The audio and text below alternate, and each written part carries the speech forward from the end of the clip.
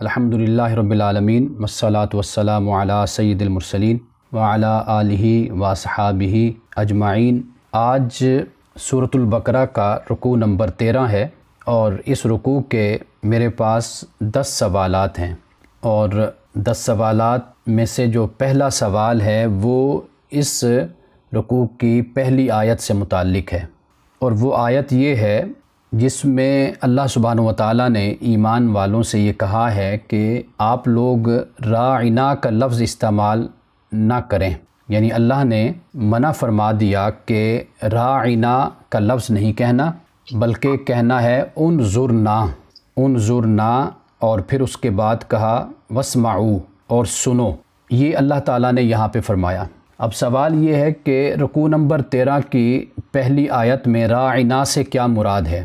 قوم یہود کوئی موقع ہاتھ سے نہیں جانے دیتی تھی کہ رسول اللہ صلی اللہ علیہ وسلم کی گستاخی کرے اور آپ کو دلی قلبی اذیت اور تکلیف پہنچائے، اپنی محفلوں میں مجلسوں میں اور چھپ کر آپ صلی اللہ علیہ وسلم کی گستاخی کرتے تھے، اور پھر صحابہ کے سامنے یہ الفاظ بولا کرتے تھے، یعنی رسول اللہ صلی اللہ علیہ وسلم کی مجلس ہوتی تو وہ کہتے تھے کہ پہلے تو ہم چھپ کر گستاخی کرتے تھے، لیکن اب ہمیں ان الفاظ کے ذریعے سے بالکل واضح طور پر موقع مل گیا ہے کہ ہم کھلم کھلا علی الاعلان بھی ہم گستاخی کر سکتے ہیں۔ یہ ان کا کہنا تھا۔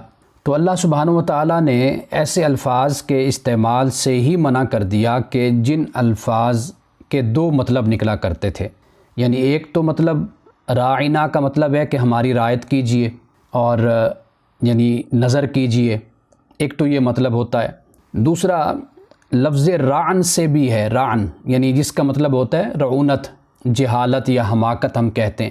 تو رسول اللہ صلی اللہ علیہ وسلم کی شان میں وہ اس طریقے سے وہ گستاخی کرتے تھے۔ یا دوسرا یہ کہ راعی جو لفظ ہے عربی زبان میں، اس کا مطلب ہوتا ہے چرواہا، جیسے رسول اللہ صلی اللہ علیہ وسلم کی حدیث ہے کلکم راع و کلکم مسئول عن رعیتی، کلکم راع و کلکم مسئول، کہ تم میں سے ہر ایک نگران ہے، یعنی راعی کا مطلب ہوتا ہے چرواہا، نگران۔ چرواہا بھی اپنی بھیڑوں بکریوں کی نگرانی کرتا ہے تو اس کو راعی کہتے ہیں۔ تو تم میں سے ہر ایک راعی ہے، یعنی نگہبان، نگران، چرواہا ہے۔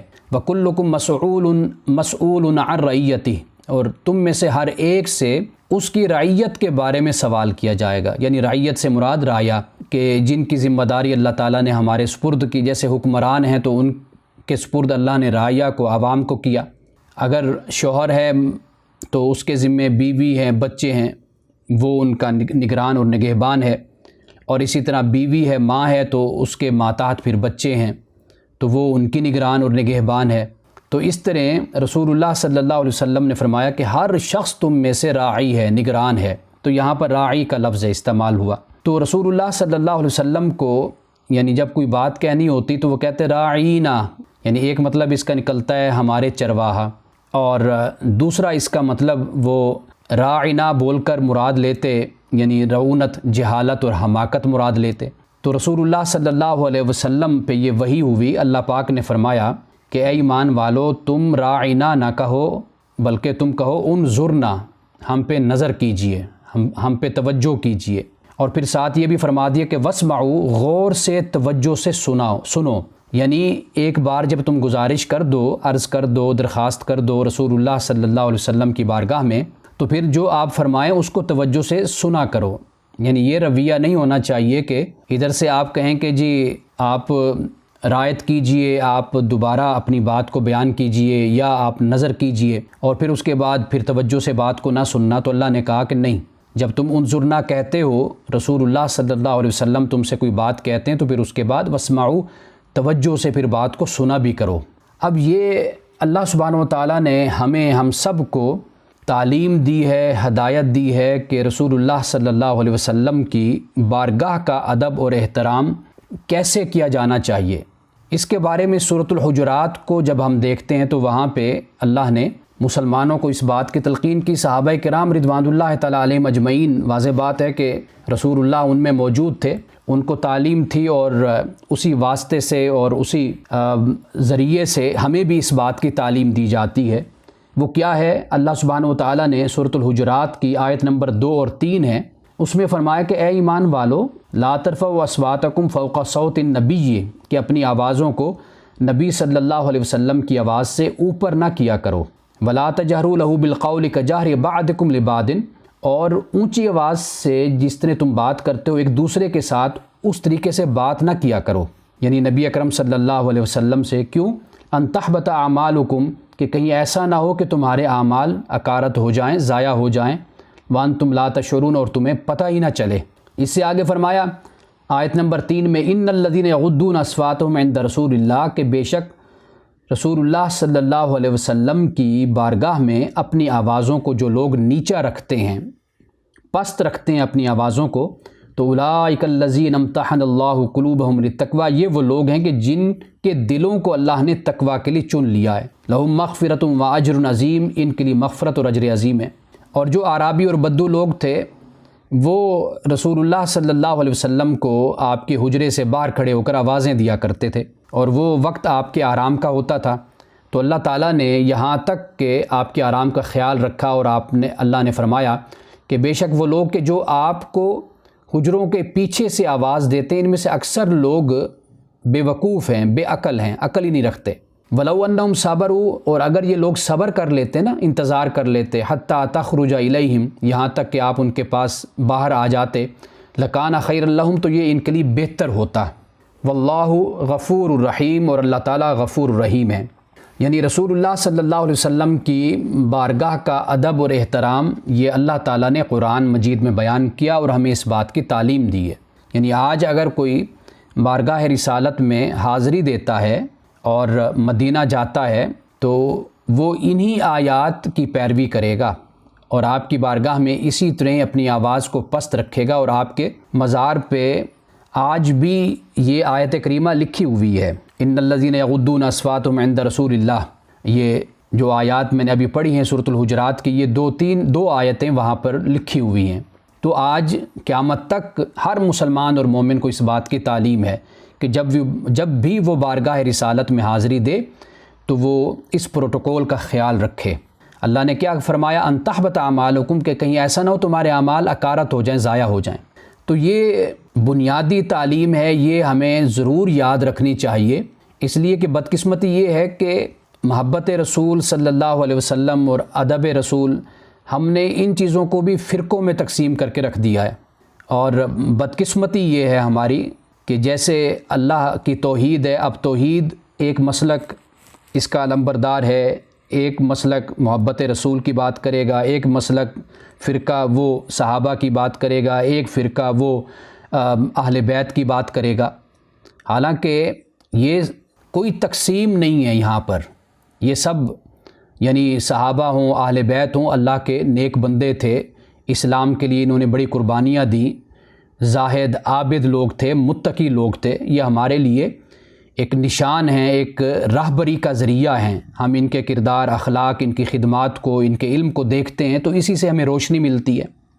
اس لیے رسول اللہ صلی اللہ علیہ وسلم کی جو محبت ہے اور آپ کا جو ادب اور احترام ہے، یہ مومن کے لیے لازم اور ضروری ہے۔ وہ مومن ہی نہیں ہے کہ جس میں ایمان، جس میں رسول اللہ صلی اللہ علیہ وسلم کا ادب اور احترام نہیں ہے۔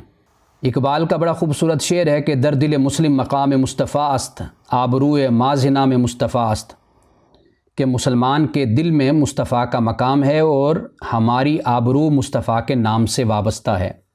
یہ بنیادی بات ہے، یہ ہمیں اپنے دل و دماغ میں اس کو راسخ کرنا چاہیے۔ ہمارے ہاں ایک رد عمل یہ سامنے آیا فرقوں اور مسلکوں کے مقابلے میں، وہ رد عمل یہ تھا کہ ہم نے کہا جی ہمیں قرآن کافی ہے، بس ہم قرآن پڑھتے ہیں، قرآن سے ہم روشنی لیتے ہیں، قرآن سے ہدایت لیتے ہیں، اس سے آگے ہم نے قدم نہیں بڑھایا۔ جو کام فرقوں نے کیے، ہمارے پڑھے لکھے طبقے نے، تعلیم یافتہ طبقے نے اس کام سے پہلو تہی کی، لیکن ہمیں کسی فرقے یا کسی مسلک کو فالو نہیں کرنا، ہمیں تو قرآن کو فالو کرنا ہے، رسول اللہ صلی اللہ علیہ وسلم کی سنت کو ہمیں فالو کرنا ہے۔ تو قرآن ہمیں اس بات کی تعلیم دیتا ہے بلکہ سورۃ التوبہ کو ہم پڑھیں تو وہاں پہ اللہ نے یہ فرمایا کہ بے شک تمہاری بیویاں، قل ان کان آباؤکم تمہارے آباء و اجداد، و ابناؤکم تمہارے بچے اولادیں، و ازواجکم تمہاری بیویاں، و عشیرتکم تمہارے خاندان قبیلے، و اموال اقترفتموہا مال جن کو تم کماتے ہو، و تجارت تخشون کسادہا وہ تجارت کے جس کے نقصان کا تمہیں ڈر رہتا ہے، و مساکن تردونہا اور تمہارے گھر جن کو تم بڑا پسند کرتے ہو۔ فرمایا کہ اگر ان کی محبت اللہ اور اس کے رسول اور جہاد کی محبت سے بڑھ گئی تو پھر فتربصوا حتیٰ یاتی اللہ بامرہ، تو پھر انتظار کرو یہاں تک کہ اللہ کا حکم آئے۔ یہ اللہ تعالیٰ نے سورۃ التوبہ میں بیان فرمایا، یعنی اللہ اور اس کے رسول کی محبت ہر چیز پر غالب ہونی چاہیے، ہر چیز پر۔ اس لیے رسول اللہ نے یہ فرمایا کہ تم میں سے کوئی شخص اس وقت تک مومن نہیں ہو سکتا کہ جب تک وہ مجھ سے محبت کرے اپنے والدین، آل اولاد اور سب لوگوں سے بڑھ کر، تو پھر وہ مومن ہوگا۔ تو یہ اسلام کی تعلیم ہے۔ علامہ اقبال کو جب اس حوالے سے ہم پڑھتے ہیں تو انہوں نے بڑی خوبصورت باتیں رسول اللہ صلی اللہ علیہ وسلم کے عشق میں اور آپ کی محبت میں کہی ہیں، جیسے میں نے ایک شعر بھی آپ کو ابھی سنایا۔ ایسا بہت سا کلام ہے ان کا اور وہ پڑھنے کے لائق ہے۔ تو اس لیے قرآن جیسی کتاب اور عظمت والی کتاب بھی ہمیں اگر عطا ہوئی ہے تو وہ رسول اللہ صلی اللہ علیہ وسلم اس کتاب کو لائے۔ آپ در حقیقت ایک پہلا ماخذ بن جاتے ہیں اسلام کا، دین کا، کہ آپ ہی کے ذریعے سے ہمیں قرآن ملا اور آپ ہی کے ذریعے سے ہمیں سنت ملی۔ تو اس لیے رسول اللہ صلی اللہ علیہ وسلم سے محبت، آپ کا ادب اور پھر آپ کی پیروکاری، پھر آپ کی اتباع اور اطاعت، یہ لازم اور ضروری ہے ایک مسلمان پر۔ یہ تو پہلا سوال تھا کہ راعنا کا کیا مطلب ہے۔ قرآن مجید کی ایک آیت ہے سورۃ النساء میں، اللہ نے فرمایا راعنا لیم بالسنتہم، کہ یہ لوگ جو یہودی ہیں یہ راعنا کہتے ہیں اپنی زبانوں کو موڑ کر بولتے ہیں، یعنی لفظ لکھے ہوئے میں تو وہی ہوتا ہے اور لیکن اس لفظ کی شیپ کو، اس کی شکل کو تھوڑا بہت آگے پیچھے کر دیتے ہیں اور اس سے گستاخی کا پہلو نکال لیتے ہیں۔ رسول اللہ صلی اللہ علیہ وسلم کی بارگاہ میں یہ یہودی ایک دفعہ آئے تو حضرت عائشہ صدیقہ رضی اللہ تعالی عنہا موجود تھیں، تو انہوں نے رسول اللہ صلی اللہ علیہ وسلم کے لیے کوئی نازیبہ لفظ بولا، یعنی السلام علیکم کی جگہ السلام علیکہ کی جگہ کا السلام علیکہ۔ سام کا مطلب ہوتا ہے ہلاکت، نحوست، بربادی، یہ اس کا مطلب ہے۔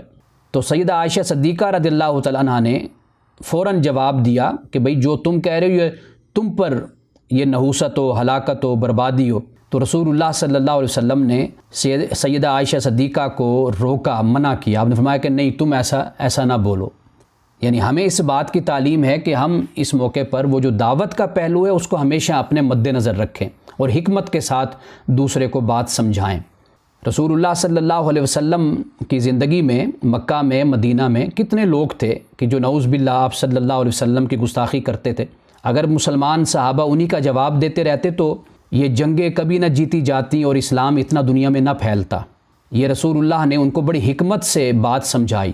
مثال کے طور پر کفار و مشرکین آپ کو مذمم کہتے تھے، تو صحابہ سے ایک دفعہ آپ نے فرمایا، حضرت ابو ہریرہ سے یہ روایت ہے کہ آپ نے کہا کہ تمہیں حیرانی نہیں ہوتی اس بات پہ کہ اللہ تعالیٰ نے کس طرح مجھے ان کی لعنت سے، ان کی گالی گلوچ سے محفوظ کر لیا، کہ یہ برا بھلا کہتے ہیں مذمم کو جبکہ میں محمد ہوں۔ یہ رسول اللہ صلی اللہ علیہ وسلم نے حکمت کے ساتھ مسلمانوں کو تعلیم دی، ورنہ صحابہ کرام رسول اللہ صلی اللہ علیہ وسلم کی محبت میں اور آپ کی چاہت میں یہ قدم بھی اٹھا سکتے تھے، رسول اللہ بھی فرما سکتے تھے کہ بھئی ان کو قتل کر دو، ان کو مار دو، ان کو ختم کر دو، لیکن یہ آپ نے نہیں فرمایا۔ حکمت کے ساتھ جو صحیح منزل اور صحیح راستہ تھا اس پر صحابہ کو گامزن رکھا تاکہ ان کی صلاحیت، ان کا وقت برباد نہ ہو۔ یہ ادھر ادھر جو کفار و مشرکین، یہود و نصارہ جو چاہتے ہیں کہ مسلمان منتشر ہو جائیں، یہ ترقی نہ کریں، یہ آگے نہ بڑھیں، کامیاب نہ ہوں، تو وہ تو اپنے مقصد میں پھر کامیاب ہو جاتے، مسلمانوں کو مشتعل کر کے، مسلمانوں کو بھڑکا کر، وہ تو ان کو کامیابی مل جاتی۔ لیکن رسول اللہ صلی اللہ علیہ وسلم نے صحابہ کو مجتمع رکھا، ان کو اکٹھا رکھا اور انہیں بتایا کہ ان باتوں کا جواب دینے کے بجائے جو صحیح مقصد ہے اس کی طرف اپنی زندگی کو لاؤ اور کامیابی حاصل کرو۔ وقت آئے گا یہ خود بخود یہ لوگ محکوم ہو جائیں گے، دب جائیں گے، ختم ہو جائیں گے۔ پھر ایسا ہی ہوا۔ اگر انہی کے جواب میں مسلمان لگے رہتے تو پھر اتنی بڑی کامیابیاں کبھی نہ ملتی۔ تو یہ ایوائڈ کرنا پڑتا ہے، اعراض برتنا پڑتا ہے انسان کو اپنی زندگی میں آگے بڑھنے کے لیے۔ یہ رسول اللہ صلی اللہ علیہ وسلم کی سیرت سے ہمیں تعلیم ملتی ہے۔ یہ دونوں پہلو میں نے اب آپ کے سامنے رکھ دیے کہ بحیثیت مسلمان ہم سب کو رسول اللہ صلی اللہ علیہ وسلم سے محبت بھی ہمارے دل میں ہونی چاہیے، ادب بھی ہونا چاہیے، اور آپ کی اتباع اور اطاعت بھی ہمیں کرنی چاہیے۔ یہ پہلا سوال ہے۔ اور دوسرا سوال ہے کہ فضل عظیم سے کیا مراد ہے؟ آپ کو معلوم ہے یہ بات میں پہلے بھی کئی بار بیان کر چکا، اور یہاں تک ہم پہنچے ہیں تو قوم یہود کا جو رویہ اور ان کا ایٹیچیوڈ اور جو سلوک تھا اس کو میں نے ہر رکوع میں تقریباً میں نے بیان کیا ہے۔ چونکہ وہ نبوت کو خیال کرتے تھے کہ یہ موروثی منصب ہے اور یہ بنی اسرائیل سے باہر نہیں جا سکتا۔ ان کا خیال یہ تھا کہ بنی اسرائیل میں ہی نبی آئے گا اور نبی کو اترنا چاہیے۔ لیکن اللہ تعالیٰ نے اس مقام پر، یعنی یہ آیت کریمہ ہے قرآن مجید کی سورۃ البقرہ کی آیت ہے 105، اس میں جو فضل عظیم اللہ تعالیٰ نے فرمایا، اور پوری آیت کو جب میں پڑھوں گا تو مزید بات واضح ہو جائے گی، وہ یہ ہے کہ اللہ سبحانہ و تعالیٰ نے اس آیت میں 3 لفظ استعمال کیے ہیں۔ صرف فضل کا لفظ نہیں استعمال کیا، خیر کا لفظ بھی استعمال کیا، رحمت کا لفظ بھی استعمال کیا، اور فضل کا لفظ بھی استعمال کیا۔ یہ تینوں لفظ استعمال کی، اور یہ تینوں الفاظ سے جو اشارہ ہے وہ وحی الہی کی طرف ہے۔ واللہ یختص برحمتہ من یشاء، اللہ تعالیٰ خاص کرتا ہے اپنی رحمت کے ساتھ جسے چاہتا ہے، یعنی رحمت سے مراد وحی ہے۔ اور آگے پھر اللہ تعالیٰ نے جو فضل عظیم کی بات کی تو فضل عظیم سے مراد بھی وحی ہے۔ یعنی اس آیت میں قوم یہود کو خطاب کر کے یہ کہا گیا کہ یہ اللہ تعالیٰ کا اختیار ہے، یہ اس کی مرضی، اس کی منشا ہے، اس کی مشیت ہے۔ یہ تم نے کہاں سے اپنے ہاں یہ قاعدہ بنا لیا اور یہ چیز طے کر لی کہ اگر کوئی نبی آئے گا تو وہ بنی اسرائیل میں ہی آنا چاہیے، اس سے باہر نہیں آنا چاہیے؟ یہ تو اللہ کی مرضی ہے۔ اللہ سبحانہ و تعالیٰ نے بنی اسماعیل سے ایک پیغمبر کا انتخاب کیا، آخری پیغمبر کو بھیجا۔ تو یہاں پہ در حقیقت فضل عظیم سے مراد یہی وحی الہی ہے کہ جس کے لیے اللہ نے رسول اللہ صلی اللہ علیہ وسلم کو منتخب فرمایا، یعنی نبوت موروثی نہیں ہے۔ اب آپ کو معلوم ہے کہ ہم 2 لفظ بولتے ہیں، ایک فضل لفظ بھی بولتے ہیں، ایک فضول لفظ بھی ہم بولتے ہیں۔ فضول لفظ نیگیٹو ہے، یعنی اگر آپ کہتے ہیں کوئی کسی چیز کو کہتے ہیں یہ فضول ہے تو اس کا مطلب ہوتا ہے کہ یہ کسی کام کی نہیں، یہ ناکارہ سی ہے۔ تو یہ ایک لحاظ سے مذمت آپ کہہ لیجئے، ذم کہہ لیجئے، یا بدتعریفی کہہ لیجئے، ہم اس معنی میں اس لفظ فضول کو استعمال کرتے ہیں۔ اور جو فضل لفظ ہے اس سے مراد پھر وہ تعریفی انداز ہوتا ہے کہ واللہ ذو فضل عظیم، اللہ تعالیٰ بڑے فضل والا ہے، بڑے فضل والا ہے۔ اور یہاں پر ایک اور آیت کریمہ میں آپ کو بتا دوں، یہ سورۃ ہود کی آیت نمبر 3 ہے۔ یہاں پہ اللہ نے یہ فرمایا کہ وَانِسْتَغْفِرُوا رَبَّكُمْ ثُمَّ تُوبُوا إِلَيْهِ يُمَتِّعْكُمْ مَتَاعًا حَسَنًا إِلَىٰ أَجَلٍ مُّسَمًّى وَيُؤْتِ كُلَّ ذِي فَضْلٍ فَضْلَهُ، کہ تم اپنے رب سے استغفار کرو، پھر اس کی طرف تم رجوع کرو، وہ تمہیں ایک خاص مدت تک بہت اچھا سامان دے گا استعمال کرنے کے لیے۔ یہ فرمایا، پھر آگے فرمایا وَيُؤْتِ كُلَّ ذِي فَضْلٍ فَضْلَهُ، اور وہ ہر فضل والے کو اس کا فضل دیتا ہے۔ یہ بڑی اہم بات ہے، اس لیے کہ مومن صرف فرائض کو نہیں ادا کرتا بلکہ ان فرائض کے ساتھ ساتھ فضل کو بھی ادا کرتا ہے، یعنی اس کی زندگی میں صرف فرائض کی ادائیگی نہیں ہوتی۔ اور ذی فضل سے مراد وہ شخص ہے کہ جو اعمال صالحہ کرنے والا ہے، اضافہ کرنے والا ہے اعمال صالحہ میں، نماز ہے، روزہ ہے، زکوٰۃ ہے، حج ہے، خیرات ہے، اخلاق، محبت، انسانی حقوق ہیں، بہتر طریقے سے ان کو ادا کرتا ہے، یعنی اضافہ کرتا ہے ان میں۔ اور اسی کے لیے ایک لفظ استعمال ہوا ہے سورۃ البقرہ میں، اللہ تعالیٰ نے وہاں پر عمرے کا ذکر کیا، شاعر اللہ کا ذکر کیا، تو پھر فرمایا وَمَن تَطَوَّعَ خَيْرًا فَهُوَ خَيْرٌ لَهُ، کہ جو شخص اضافی نیکی کرتا ہے، یعنی تطوع سے مراد ہوتا ہے وہ عبادت جو انسان خوشی سے کرتا ہے، اپنی مرضی سے کرتا ہے۔ ایک ہے اللہ تعالیٰ کی طرف سے فرض، ایک ہے انسان اپنی خوشی سے کوئی نیکی کرتا ہے، کوئی اچھے کام کرتا ہے۔ تو اللہ تعالیٰ جو بھی زیادہ نیکی کرتا ہے اللہ تعالیٰ اس کو پھر اسی طرح زیادہ اجر اور ثواب اس کو عطا کرتا ہے۔ تو یہاں پر فضل کا لفظ، فضل عظیم کا لفظ استعمال ہوا ہے، تو یہاں فضل عظیم سے مراد اللہ تعالیٰ کی وحی ہے، یعنی اشارہ اس بات کی طرف کر دیا کہ یہ جو نبوت اور وحی ہے یہ کسی کی نیکیوں کی بنیاد پر کسی کو یہ مرتبہ نہیں ملتا کہ ایک شخص جیسے علم حاصل کرتا ہے، جتنا وہ سیکھتا ہے، محنت کرتا ہے تو اس کے علم میں اضافہ ہوتا چلا جاتا ہے. یہ نہیں ہے، بلکہ یہ اللہ تعالیٰ اپنی مرضی سے جسے چاہتا ہے یہ مقام نبوت عطا کرتا ہے. یعنی یہ اکتسابی نہیں ہے، وہبی ہے. یعنی اکتسابی سے مراد یہ کہ کوئی کام ہم محنت کر کے بھی کوئی ہنر، کوئی فن، کوئی مرتبہ ہم حاصل کر لیتے ہیں. یہ وہبی ہے، یہ اللہ تعالیٰ اپنی منشا اور اپنی مرضی سے عطا فرماتا ہے. اچھا، دوسرا سوال بڑا اہم ہے، وہ ہے کہ کیا منسوخ آیات قرآن میں شامل ہیں؟ اور تیسرا سوال بھی اسی سے متعلق ہے، کسی آیت کو منسوخ کرنے کی وجہ کیا ہے؟ پہلی بات تو یہ سمجھ لیجئے کہ یہاں پر نسخ سے مراد یہ ہے کہ اللہ سبحانہ و تعالیٰ نے دین اسلام سے پہلے، یعنی حضرت موسیٰ علیہ السلام، حضرت عیسیٰ علیہ السلام، حضرت عیسیٰ تشریف جب لائے انجیل لے کر، تو پھر جو تورات کے احکامات تھے وہ کئی منسوخ ہو گئے.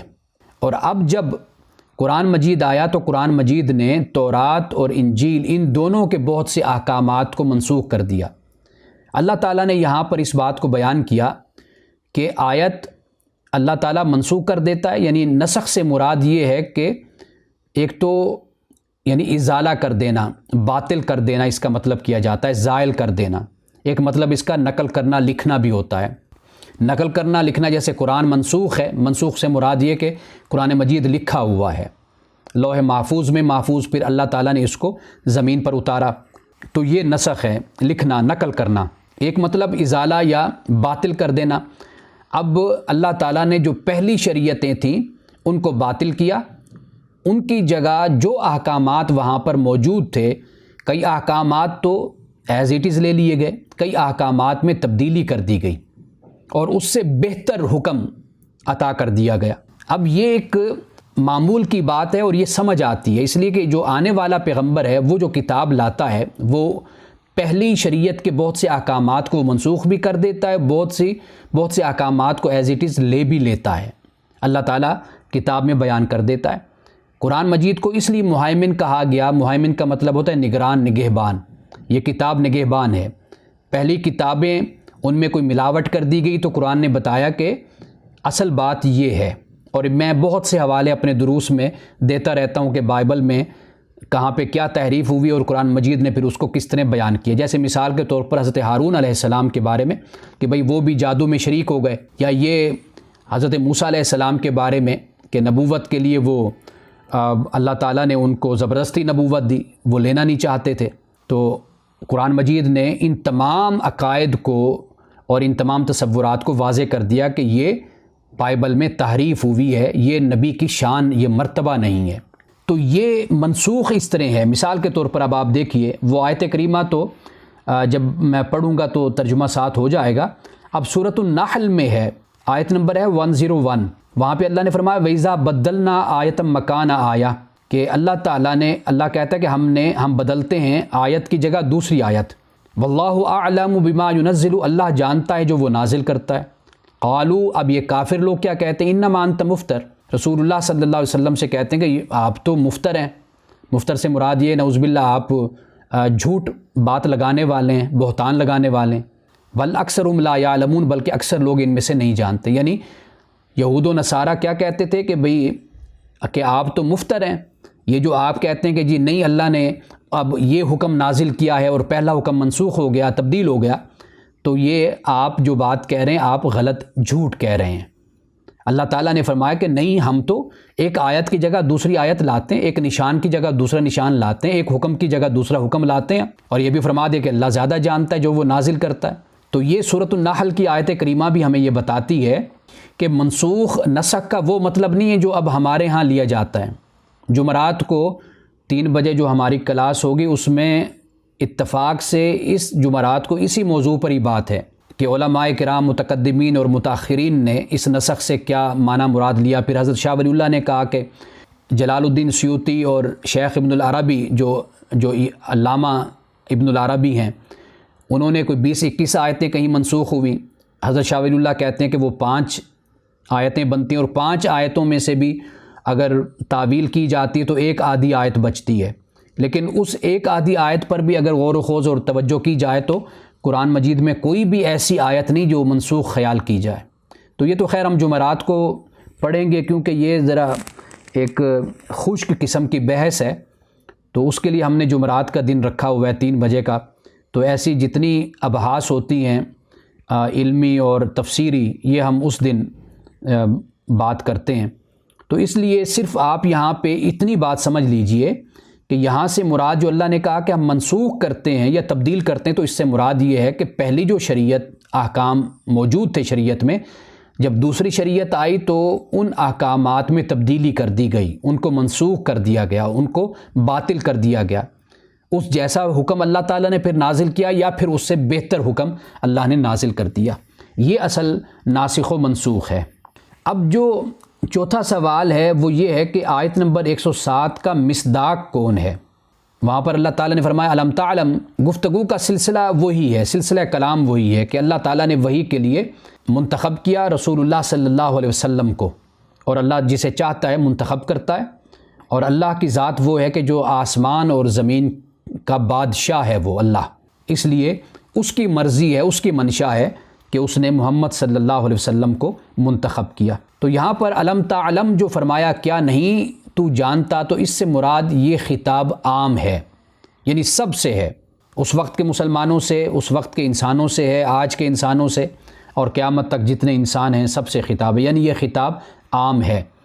کسی اگرچہ صیغہ جو اس میں استعمال ہوا ہے ٹینس، وہ استعمال ہوا ہے واحد کا، واحد مخاطب کا، یعنی سیکنڈ پرسن جس کو ہم انگلش میں کہتے ہیں، وہ استعمال ہوا ہے یو، لیکن اس سے مراد سب، یعنی خطاب عام ہے، سب سے کہا گیا۔ اب 5واں سوال یہ ہے کہ حضرت موسیٰ علیہ السلام کی قوم ان سے کیسے سوال کرتی تھی، کیونکہ رسول اللہ صلی اللہ علیہ وسلم کی امت کو منع کیا گیا آپ صلی اللہ علیہ وسلم کی زندگی میں کہ جب قرآن مجید نازل ہو رہا ہے، دیکھیے کتنی آسانی ہے اس بات میں کہ قرآن مجید نازل ہوا، اللہ نے کہا کہ یہ احکام ہیں گنے چنے جو میں نے تم کو بتا دیے ہیں قرآن مجید میں موجود ہیں، بس ان کی تم نے پابندی کرنی ہے، باقی ان کے علاوہ جو بھی ہے وہ تم اپنی عقل سے، اپنے شعور سے اور اپنے حالات اور ماحول کے مطابق فیصلہ کر کے تم زندگی بسر کرو، زندگی بالکل آسان ہو جاتی ہے۔ لیکن اب معاملہ یہ ہے کہ قرآن مجید سے زیادہ بہت سی ایسی کتابیں ہمارے ہاں چھپ گئیں، شائع ہو گئیں، پرنٹ ہو گئی ہیں کہ لوگ قرآن مجید اب اتنا ہمیں پڑھنے کا ذوق نہیں جتنا ہم وہ کتابیں پڑھتے ہیں بیٹھ کر، فقہ کی کتابیں پڑھ لیں، قانون کی پڑھ لیں، دوسری کتابیں جو ہمارے علماء فقہاء نے لکھی ہیں ان کتابوں کو زیادہ پڑھا جاتا ہے، اور جب ان کتابوں کو پڑھتے ہیں تو وہ اس کا اثر پھر ہم پر یہ ہوتا ہے کہ ہم ان احکامات یا ان مسائل کو بھی ایسے خیال کر لیتے ہیں کہ جیسے قرآن کے احکامات ہوتے ہیں۔ تو اس میں اللہ تعالیٰ نے امت کے لیے بہت ہی آسانی رکھ دی۔ جب ہم سنت کا لفظ بولتے ہیں تو سنت سے مراد یہی ہے کہ اللہ تعالیٰ نے قرآن مجید میں اگر نماز کا حکم فرما دیا کہ نماز قائم کرو، تو رسول اللہ کی سنت سے، یعنی ایک پوری امت نے امت کو یہ چیز ٹرانسفر کی، یہ عمل ٹرانسفر کیا، اور یہ تواتر ایک عمل قرار پایا، تو اس کو ہم سنت کہتے ہیں۔ تو قرآن مجید نے نماز کا ذکر کر دیا یا زکوٰۃ کا ذکر کر دیا یا حج کے چند مناسک کو بیان کر دیا، باقی پھر ہمیں سنت سے پوری امت 1400-1500 سال سے نماز بھی پڑھ رہی ہے، حج بھی ادا کر رہی ہے، روزے بھی رکھ رہی ہے، زکوٰۃ بھی دے رہی ہے، تو احکامات بالکل واضح ہو جاتے ہیں اس طرح۔ تو یہ سنت ہے جو عملی طور پر اللہ تعالیٰ نے ہمیں عطا کیا۔ تو اس لیے قرآن و سنت جب اللہ نے دے دیا، اس کے بعد پھر مسلمان آزاد ہے، اب کرنے نہ کرنے کا اختیار پھر مسلمان کے پاس ہے، وہ اپنی تہذیب، اپنی ثقافت، اپنا کلچر، اپنا ماحول، اس کے مطابق پھر فیصلہ کرتا ہے۔ لیکن بنیادی باتیں صرف یہ ہیں کہ قرآن مجید نے جو بیان کر دیا حرام اور حلال، اور جو فرائض بیان کر دیے، احکامات بیان کر دیے، اس کا مسلمان ہر صورت میں پابند ہے۔ باقی اس کے پاس اللہ تعالیٰ نے اس کو عقل دی ہے، وہ اپنے جزئی مسائل کو اپنی عقل سے حل کرے گا۔ اچھا، اب دین کا جو خلاصہ یہاں پر آگے بیان کیا گیا آیت نمبر ہے 110 میں، یعنی اسی سے متعلق میں بات کر رہا ہوں، وہ خلاصہ صرف یہ اقامت الصلاۃ اور ایتاء الزکوٰۃ، یہ 2 باتیں، اور تیسری بات وہی جو میں نے آپ کو بتائی تھی کہ نیک چال چلن، کہ جو تم اللہ کے پاس بھیجتے ہو، اچھا عمل بھیجتے ہو، نیک عمل بھیجتے ہو، تم اس کو پالو گے، یہ قرآن مجید نے بیان کر دیا، یعنی اقامت الصلاۃ سے مراد پورا ایک عبادت کا نظام ہو گیا، اس کو بیان کر دیا، اور ایتاء زکوٰۃ سے مراد پورا ایک معاشی جو ضرورتیں ہیں معاشرے میں اس کو بھی قرآن مجید نے بیان کر دیا۔ یہ دو باتیں بیان کرنے کے بعد اللہ تعالیٰ نے نیکی کی طرف راغب کیا کہ جو بھی تم اچھا کام کرو گے، جس کا میں نے پہلے ذکر کر دیا تطوع کے حوالے سے یا فضل کے حوالے سے، پھر اس کی پیروی انسان نے، مسلمان نے کرنی ہے۔ یہ دیکھیے، یہ دین آسان ہے، باقی جو ہے وہ ہم نے خود اپنے اوپر بوجھ ڈالا ہوا ہے۔ حضرت موسیٰ علیہ السلام کی قوم ان سے کیسے سوال کرتی تھی، ایک تو ہم پڑھ کر آئے کہ وہ گائے کو ذبح کرنے کے حوالے سے آپ نے دیکھا کہ کیسے کیسے انہوں نے سوالات حضرت موسیٰ علیہ السلام سے کیے۔ یہ بھی ایک تحریف کی ایک شکل ہو جاتی ہے، یعنی سوالات کے ذریعے سے اصل حکم کی صورت ہی بدل دو۔ اتنے سوالات کرو کہ ایک مسئلہ بالکل واضح ہے کہ اللہ نے کہا بھئی گائے کو ذبح کرنا ہے، بات ختم ہوئے، لیکن سوال کر کر کر کے اس مسئلے کو الجھا کر رکھ دیا۔ یہ تحریف ہے، اور اسی طرح کے وہ سوالات کرتے تھے۔ سوال کی ایک صورت تو ہوتی ہے نا، اعتراض آبجیکشن کا انداز ہوتا ہے، اور ایک طریقہ ہوتا ہے جس میں تحقیق بھی ہوتی ہے۔ تحقیق کرنے میں کوئی حرج نہیں، دین سیکھنے کے لیے اگر انسان سوال کرتا ہے تو اس میں کوئی حرج نہیں ہے، لیکن ممانعت اس بات کی ہے کہ دوسرے کے علم کو پرکھنا، اس کا جائزہ لینا، اور پھر بیٹھ کر اس پر تبصرے کرنا یا اعتراض کرنے کے لیے دوسرے پر یہ سوال کرنا، تو یہ انداز پسندیدہ نہیں ہے۔ اللہ تعالیٰ نے قرآن مجید میں رسول اللہ صلی اللہ علیہ وسلم سے یہ فرمایا کہ یسألک اہل الکتاب، کہ یہ اہل کتاب آپ سے پوچھتے ہیں کس بارے میں، ان تنزل علیہم کتابا من السماء، کہ ہم پر یعنی ان پر کتاب اترے آسمان سے۔ یہ سوال کرتے ہیں کہ جی یہ کتاب آپ پہ کیوں اترتی ہے، وہی کیوں آتی، ہم پر اترے نا کتاب۔ تو اللہ تعالیٰ نے کیا فرمایا فقط سألوا موسیٰ اکبر من ذالک، یہ موسیٰ سے اس سے پہلے بھی ایک بڑا سوال کر چکے ہیں۔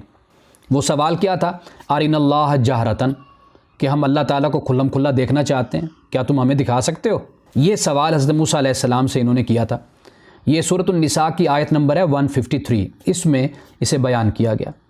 جب قرآن مجید اتر رہا تھا تو مسلمانوں سے یہ کہا کہ لا تسألوا عن اشیاء ان تبد لکم تسؤکم، کہ سوال نہ کیا کرو چیزوں کے بارے میں کہ اگر ظاہر ہو جائے تمہارے لیے وہ جواب تو پھر کیا ہوگا کہ تمہیں اچھا نہیں لگے گا، تمہیں مشکل میں وہ ڈال دے گا۔ وَإِن تَسْأَلُوا عَنْهَا حِينَ يُنَزَّلُ الْقُرْآنُ تُبْدَ لَكُمْ عَفَا اللَّهُ عَنْهَا، اور اگر تم سوال کرو گے ان چیزوں کے بارے میں اس وقت کہ جب قرآن اتر رہا ہے تو پھر تمہارے لیے ظاہر کر دی جائیں گی۔ یعنی یہ بات سمجھا دی کہ جتنا تمہیں اللہ کی طرف سے ایک پیغام ملتا ہے بس اسی کو قبول کر لو اور اسی پر عمل کرو، اسی میں تمہاری عافیت ہے، تمہاری عافیت اسی میں ہے۔ سوال کرو گے پھر اس کا جواب اترے گا، اور پھر اس جواب میں حکم ہوگا، پھر وہ حکم تم پر لازم ہو جائے گا۔ تو بہتر یہ ہے کہ جتنا اللہ تمہیں دین دیتا ہے اس کو قبول کر لو۔ یہ بڑا آسان ہے، آج ہم مسلمان اگر اس بات پہ غور کر لیں ہماری بڑی مشکلات حل ہو جاتی ہیں۔ ہمارے بہت سے سوالات ایسے ہوتے ہیں کہ جن کا نہ ہماری آخرت سے تعلق ہوتا ہے نہ ہماری دنیا سے تعلق ہوتا ہے، تو ہم ایک وہم میں آپ کہہ لیجئے ایک خیال کی وجہ سے وہ سوال ہمارے ذہنوں میں آتے ہیں، لیکن اللہ کا دین بالکل واضح ہے اور بہت آسان ہے۔ قرآن مجید کی صورت میں ہمارے پاس موجود ہے، رسول اللہ کی سنت کی صورت میں ہمارے پاس موجود ہے۔ باقی آپ تسلی رکھیے، جب آپ نماز پڑھتے ہیں تو نماز فرض ہے، اس کے علاوہ آپ کے پاس وقت ہے تو نفل پڑھیے، آپ اور بہت کچھ آپ اچھا کام کر سکتے ہیں۔ وَمَن تَطَوَّعَ خَيْرًا فَهُوَ خَيْرٌ لَهُ، کہ کوئی اچھا پھر کام کرتا ہے مزید تو اللہ تعالیٰ کہتا ہے اس کے لیے بہتر ہے۔ پھر تو جب نماز پڑھ لی تو فرض ادا ہو گیا، باقی آپ کی مرضی، آگے جو کچھ بھی آپ کریں اس کا آپ سے تقاضا نہیں ہوگا اور نہ آخرت میں آپ سے سوال ہوگا۔ چھٹا سوال یہ ہے کہ سوا سبیل سے کیا مراد ہے۔ یہاں پر دیکھیے ایک آیت آپ پڑھیں تو آخر میں یہ الفاظ آتے ہیں، آپ چند آیتوں کے بعد دیکھیں گے تو 3-4 آیتوں کے بعد پھر اس طرح کا ایک لفظ آتا ہے، تو یہ گویا کہ اللہ سبحانہ و تعالیٰ باطل نظریات اور جو صحیح نظریات ہیں اللہ تعالیٰ ان کی تفریق جب بیان کر دیتا ہے تو پھر اس کے بعد فرماتا ہے کہ فقط دل سوا سبیل، کہ یہ جو لوگ تھے نا یہ سیدھے راستے سے بھٹک گئے تھے۔ اب سیدھا راستہ کون سا ہے، وہ پیچھے سارا گزر گیا، آیات میں بیان کر دیا گیا۔ وہ کیا ہے، وہ یہ ہے کہ محمد رسول اللہ صلی اللہ علیہ وسلم پہ اللہ تعالیٰ نے وحی کو اتارا ہے، قرآن مجید ہے، یہ اللہ کا دین ہے، اس دین کے تم پیروکار بنو، اس پر ایمان لاؤ، اس پر عمل کرو گے تو تم سوا سبیل پر ہو۔ اگر تم محمد الرسول اللہ پہ ایمان نہیں لاتے، قرآن کو نہیں مانتے، اور تم اپنی خواہش اور اپنی ہی حسرتوں کو اگر تم اپنا خدا اور الہ بنا لیتے ہو تو پھر گویا کہ تم سیدھے راستے سے بھٹک گئے ہو۔ قوم یہود کا چونکہ یہاں پر ذکر ہوا تو قوم یہود نے رسول اللہ صلی اللہ علیہ وسلم پہ ایمان لانے سے انکار کر دیا، اور یہ جو نسخ کو بیان کیا قرآن نے اس کا بھی انکار کر دیا۔ انہوں نے کہا جی تورات کے جو احکامات ہیں یہ ابدی احکام ہیں، اس کو کوئی کتاب بھی منسوخ نہیں کر سکتی۔ تو یہاں پر پھر اللہ تعالیٰ نے فرمایا کہ جن کے یہ خیالات اور نظریات یا عقائد ہیں تو اللہ نے فرمایا فقط ضل سواء السبیل، تو یہ لوگ تو سیدھے راستے سے بھٹک گئے۔ تو یہاں پر سواء السبیل سے مراد یہی ہے، جیسے سورۃ الفاتحہ میں صراط مستقیم کہا گیا، سیدھی راہ۔ 7واں سوال یہ قرآن مجید کے الفاظ سے متعلق ہے کہ فاعفوا واصفحوا، اللہ تعالیٰ نے کہا کہ درگزر کرو اور چھوڑ دو، معاف کر دو۔ اب یہ دونوں لفظ دیکھنے میں تو ایک جیسے لگتے ہیں، لیکن ان میں بڑا خوبصورت فرق ہے، اور ایسا فرق ہے کہ ایک مومن کا کردار بھی، اخلاق بھی اس سے تشکیل پاتا ہے۔ اللہ نے فرمایا فاعفوا واصفحوا۔ اچھا، عفو کا مطلب تو آپ کو معلوم ہے کہ عفو کا مطلب ہوتا ہے کہ کسی کو معاف کرنا، معافی دینا، لیکن ملامت کے ساتھ، یعنی اس کو کہہ کر، جتا کر کہ تم نے یہ غلطی کی، یہ تم سے غلطی ہوئی تو چلے میں تمہیں معاف کرتا ہوں، یہ ہوتا ہے عفو۔ لیکن جو صفحون کا لفظ ہے، وصفحوا جو فرمایا، یہ اس سے آگے بڑھ کر ہے۔ اس کا مطلب ہوتا ہے کہ ملامت کے بغیر ہی معاف کر دینا، ملامت کے بغیر ہی معاف کر دینا، یعنی کسی کو جتانا ہی نہیں، اس کو محسوس ہی نہیں کرانا، کچھ کہنا ہی نہیں، ٹھیک ہے جاؤ بھائی اللہ کے نام پہ تمہیں چھوڑ دیا۔ تو یہ ان دونوں میں فرق ہے۔ اور صفحون جو لفظ ہے، عفو اور صفح، یہ صف بڑھ کر ہے، عفو سے، درگزر سے، معافی سے بڑھ کر ہو جاتا ہے۔ ایک دفعہ پھر میں بیان کر دیتا ہوں کہ عفو سے مراد ہے ملامت کے ساتھ معاف کر دینا، بتا کر، جرم کا کہہ کر، تھوڑی بہت ڈانٹ ڈپٹ کے ساتھ، یہ معاف کرنا، یہ عفو ہے۔ اور صفح ہے ملامت کے ساتھ، جتا کر، کہہ کر۔ صفح کا مطلب ہے بغیر جتائے، بغیر ملامت کیے، بغیر کچھ کہے معاف کر دینا۔ اب یہ فرق، سوال پھر ممکن ہے آپ کے ذہن میں یہ آئے کہ بھئی یہ اگر ایک شخص غلطی کرتا ہے یا اس سے کوئی خطا ہو جاتی ہے تو پھر اس کو اگر ہم نہیں کہیں گے تو وہ زیادہ پھر جسے ہم کہتے ہیں کہ وہ جری ہو جائے گا، جرأت مند ہو جائے گا۔ تو اس کا سادہ اور سمپل سا جواب یہ ہے کہ آپ دیکھ کر ہی یہ نسخہ استعمال کریں گے نا۔ اگر کوئی شخص ایسا ہے کہ جس سے غلطی ہوتی ہے، وہ بڑا ہی پشیمان، شرمندہ ہے اور باعزت شخص ہے، اور ایسا شخص ہے کہ ایک دفعہ ہو گیا تو اب اس سے کبھی ایسی غلطی کا امکان ہی نہیں ہے، ایسا اچھا انسان ہے، تو واضح بات ہے کہ پھر آپ اس کو ملامت نہیں کریں گے، کچھ نہیں کہیں گے۔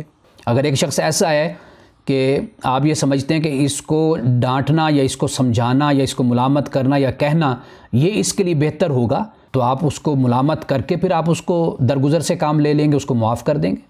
یعنی یہ اس کا استعمال جو ہے یہ حالات اور ماحول کے مطابق اور مخاطب کے مطابق ہی ہوگا، لیکن یہ بڑے درجے کی بات ہے۔ قرآن پاک نے سورۃ آل عمران میں بھی اس بات کو بیان کیا، وَالْكَاظِمِينَ الْغَيْظَ وَالْعَافِينَ عَنِ النَّاسِ، غصے کو پینے والے، لوگوں سے درگزر کرنے والے، وَاللَّهُ يُحِبُّ الْمُحْسِنِينَ، اللہ تعالیٰ نیکی کرنے والوں کو پسند کرتا ہے۔ یہ 3 درجے اللہ تعالیٰ نے یہاں پر بیان کر دیے۔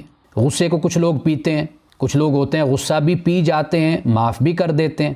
تیسرے درجے کے وہ لوگ بھی ہوتے ہیں کہ جو غصہ بھی پیتے ہیں اور معاف بھی کرتے ہیں اور ساتھ پھر احسان بھی کر دیتے ہیں، نیکی بھی کر دیتے ہیں۔ تو یہ انسانوں میں بھی درجے ہیں، باقی یہ ہے کہ دیکھ کر ہی معاملہ ہمیشہ کیا جاتا ہے۔ اور 8ویں بات، کیا یہود و نصارہ جنت میں داخل ہوں گے؟ آپ کو معلوم ہے کہ اس پر میں بڑی تفصیل کے ساتھ میں بات کر چکا ہوں۔ اللہ سبحانہ و تعالیٰ نے، میں کہتا ہوں کہ یہ سورۃ البقرہ کے ابتدائی چند رکوع بھی ایک مسلمان پڑھ لے اور بار بار پڑھے تو ایک مسلمان کی ہدایت کے لیے چند رکوع بھی کافی ہو جاتے ہیں، اس کے کردار کو، اس کی سوچ اور فکر کو بدلنے کے لیے۔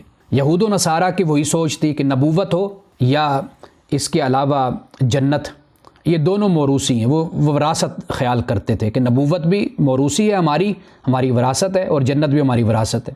تو اللہ تعالیٰ نے ان کے اس نظریے کا بطلان کیا ہے۔ جب اس مقام کو ہم پڑھیں گے تو میں آپ کو بتاؤں گا کہ یہاں پہ اللہ تعالیٰ نے کس طرح فرمایا، بلا من اسلم وجہ للہ وہو محسن، کہ بس اتنی سی بات ہے کہ اپنی ذات کو اس کے سامنے جھکا دو، وہ محسن ہے، کوئی یہودی ہے، کوئی نصارہ ہے، کوئی اپنے آپ کو بڑا مسلمان اور بڑا اپنے آپ کو مومن کہلواتا پھرتا ہے یا اس کو بڑا ہی فخر ہے، اللہ تعالیٰ کو اس سے کوئی غرض نہیں ہے۔ اللہ کہتا ہے کہ میرے حکم کے مطابق اپنے دل کو، اپنی جان کو، اپنے جسم کو میرے سامنے جھکاؤ، بس اتنا سا تقاضا ہے اللہ کا۔ تو یہود و نصارہ نے جو اپنے عقائد بنائے ہوئے تھے، قرآن مجید نے یہاں پر ان کا بطلان کیا ہے، ان کا انکار کیا ہے، اور یہ فرما دیا کہ جنت ایمان اور عمل صالح کرنے والوں کے لیے ہے۔ اچھا، کامل نجات کے لیے اپنے وقت کا جو نبی ہوتا ہے اس پر ایمان لانا ضروری ہوتا ہے۔ ہاں، اب اس کے بعد صورتحال مختلف ہو سکتی ہے، یعنی مخاطب جو ہے اس تک اسلام پہنچا نہیں پہنچا، پہنچانے والے نے پھر کیسا اس کو پہنچایا، قبول کرنے والے نے، سننے والے نے پھر اس کو کیسا سمجھا۔ اب یہ تمام معاملات، ان کا فیصلہ تو پھر قیامت کے دن ہی ہوگا۔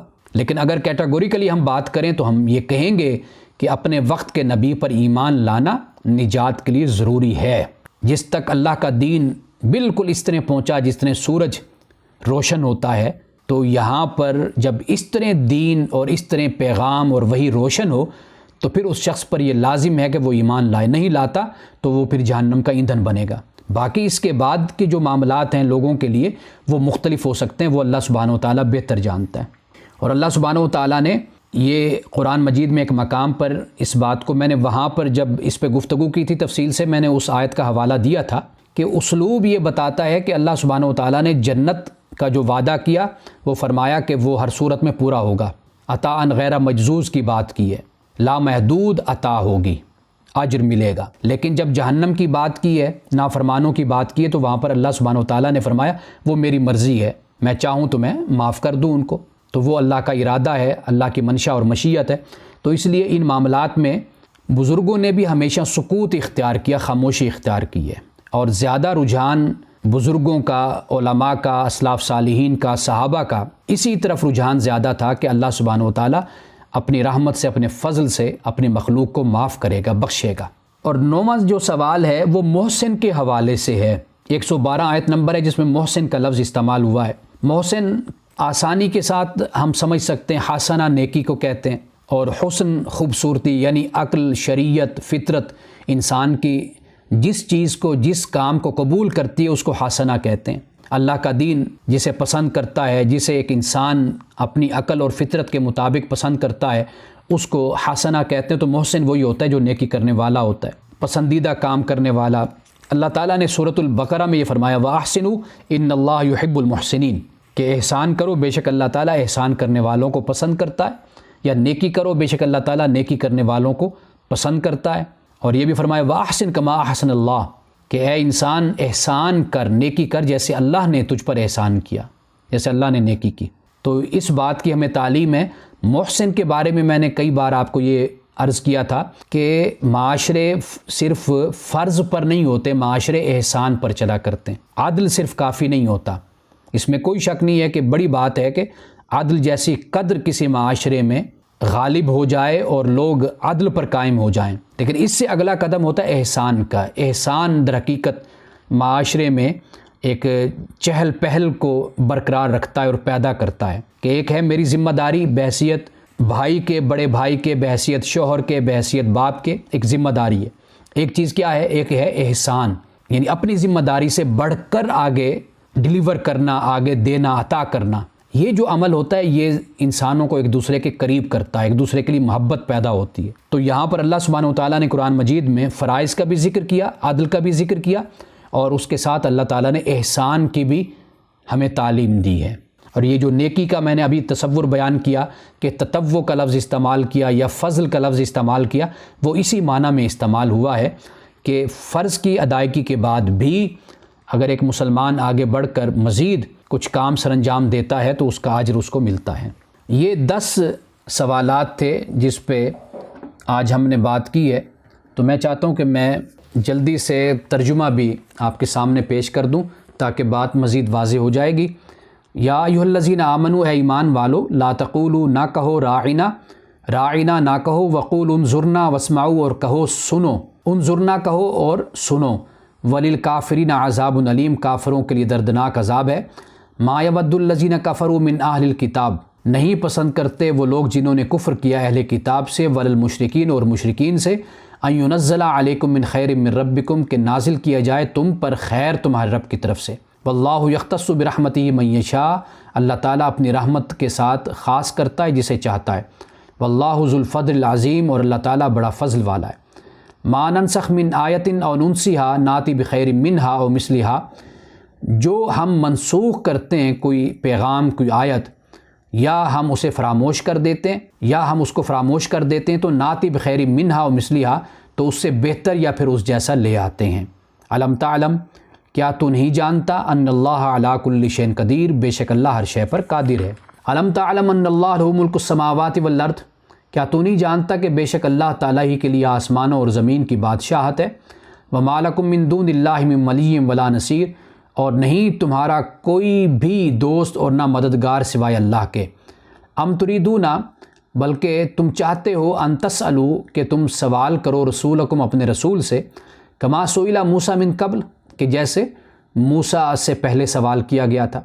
یعنی جو کمزور مسلمان تھے ان کو یہود و نصارہ اعتراض کرتے تھے، ان کے ذہنوں میں سوالات ڈالتے تھے، تو وہ پھر پریشان ہوتے تھے، تو پریشان ہو کر پھر رسول اللہ صلی اللہ علیہ وسلم کے پاس آتے تھے. تو اللہ تعالیٰ نے یہ ان کے متعلق فرمایا، وَمَن يَتَبَدَّلِ الْكُفْرَ بِالْإِيمَانِ فَقَدْ ضَلَّ سَوَاءَ السَّبِيلِ، اور جو کوئی ایمان کے بدلے کفر کو اختیار کرتا ہے تو تحقیق وہ سیدھے راستے سے دور ہو گیا. یہ دیکھ لیجئے کہ یہاں پر سیدھے راستے سے یہ مراد ہے کہ کفر کو چنا، ایمان کو چھوڑ دیا. وَدَّ كَثِيرٌ مِّنْ أَهْلِ الْكِتَابِ، اہل کتاب میں سے بہت سے لوگ یہ چاہتے ہیں کہ لَوْ يَرُدُّونَكُم مِّن بَعْدِ ایمانکم کفارا، کہ تم ایمان کے بعد پھر واپس کفر کی طرف چلے جاؤ.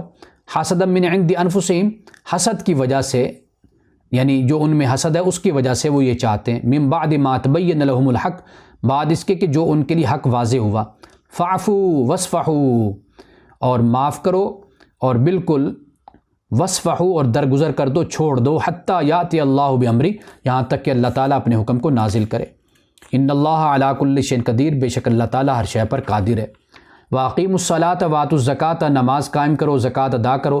وما تقدموا لانفسکم من خیر تجدوہ عند اللہ، اور جو کوئی خیر اپنے لیے آگے بھیجو گے تو تم اس کو پاؤ گے اللہ کے پاس. ان اللہ بما تعملون بصیر، بے شک اللہ تعالیٰ دیکھنے والا ہے جو تم کرتے ہو. وقالوا لن يدخل الجنۃ، اور وہ کہتے ہیں کہ ہرگز جنت میں نہیں داخل ہوگا کوئی بھی مگر الا من کان ھودا او نصارا، مگر وہ جو یہودی اور عیسائی نصرانی ہے. تلک امانیہم، یہ ان کی جھوٹی آرزوئیں ہیں. قل ہاتوا برہانکم ان کنتم صادقین، کہہ دیجئے کہ لاؤ اپنی دلیل، اپنی سند لاؤ اگر تم سچے ہو. یعنی جنت پر جو تم نے اپنا قبضہ جمایا ہوا ہے، اس پر کوئی دلیل ہے تمہارے پاس؟ کوئی اللہ نے تمہیں تورات میں کہا ہو، انجیل میں کہا ہو، کوئی تمہارے پاس کوئی وحی اتری ہو، کوئی سند ہو؟ بلا، ہاں. من اسلم وجہ للہ وہو محسن، دیکھیے اب اللہ پاک فرماتا ہے کہ یہ نہیں ہے کہ یہود و نصارہ، بلکہ وہ جو اپنے آپ کو جھکا لیتا ہے اللہ کے سامنے، وہو محسن، اور اس حال میں کہ وہ احسان کرنے والا ہے. فلہ اجر عند ربہ، تو اس کے لیے اس کا اجر اس کے رب کے پاس ہے. ولا خوف علیہم ولا هم یحزنون، اور ان پر نہ خوف ہے اور نہ وہ غمگین ہوں گے. اب دیکھیے اللہ تعالیٰ نے بالکل واضح طور پر آخر میں اس بات کو بیان کر دیا. یہ میسج جنرلائز ہو جاتا ہے، یعنی مسلمانوں کو بھی اس بات کی تعلیم دی گئی. یہاں یہ نہیں کہا گیا کہ بس جو مسلمان ہو جائے گا، اور جیسے ہم سمجھتے ہیں اس مفہوم میں اللہ تعالیٰ نے یہاں نہیں فرمایا. یعنی اللہ تعالیٰ نے سب کو شامل کر دیا اور یہ کہہ دیا کہ جو بھی اپنے آپ کو اللہ کے سامنے جھکا لیتا ہے، اس کا فرما بردار بن جاتا ہے، تو وہ پھر اللہ تعالیٰ احسان کرنے والا ہے، وہ نیکی کرنے والا ہے. وہو محسن، تو پھر وہ اس حال میں کہ وہ نیکی کرنے والا ہے، جو اللہ کی بارگاہ میں جھکا اور وہ نیکی کرنے والا ہے، تو پھر اس کا اجر اس کے رب کے پاس ہوگا. نہ دنیا کا خوف اور نہ آخرت کا کوئی غم اس کو لاحق ہوگا. یہاں پر یہ رکوع نمبر 13 اختتام کو پہنچتا ہے. وآخر دعوانا ان الحمد للہ رب العالمین.